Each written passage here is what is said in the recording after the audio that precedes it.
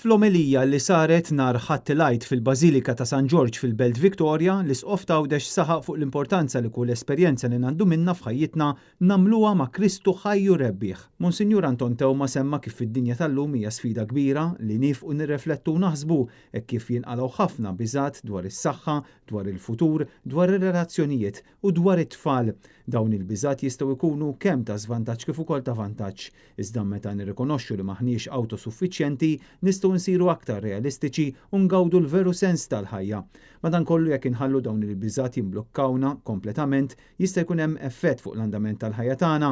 L-Isqof semma kif il-biża' mill-mewt hija biża' komuni, iżda hemm biża' oħra li taffettwa l-abilità tagħna illi nkampaw mal-aspettattivi tas-soċjetà u niġu aċċettati. Dan filwaqt li teżisti l-biża' komuni li nispiċċaw iżolati u weħidna.